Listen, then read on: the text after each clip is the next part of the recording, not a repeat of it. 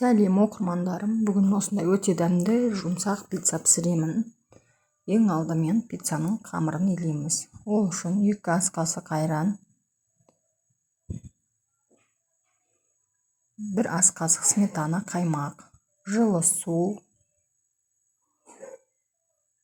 сұйық май құямыз. Шым-шым тұз саламын, дрожжи саламын ашытқы, және 1 ас қасық қант саламын. Жақсылап араластырамын да, ұнымызды салып, жақсылап қамыр ашытамыз. Өте жұмсақ қылып илейміз, кішкене қолға жабыспақ болады. Жабыспақ болды деп көп ұн салып жіберудің қажеті жоқ. Енді осы қамырымды маймен майлаймын да, сұйық маймен ашытуға қойып қоямын. Жарты сағат, 1 сағатта ашиды. Салмасына мен шұжықпен, колбасамен ірімшік, сыр қосамын.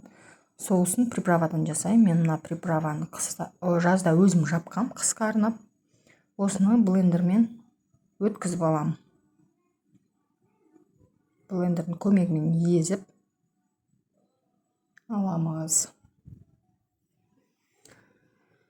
Енді міне ашыған қамырымызды менде 2 порцияға шықты, 2 бөлікке бөлемін да. Жұқа қылып 1 сантиметрдей қылып жаямын.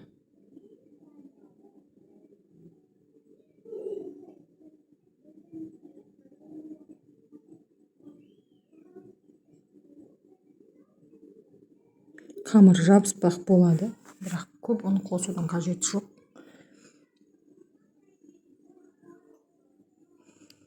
Енді осы қамырымды табаға саламын.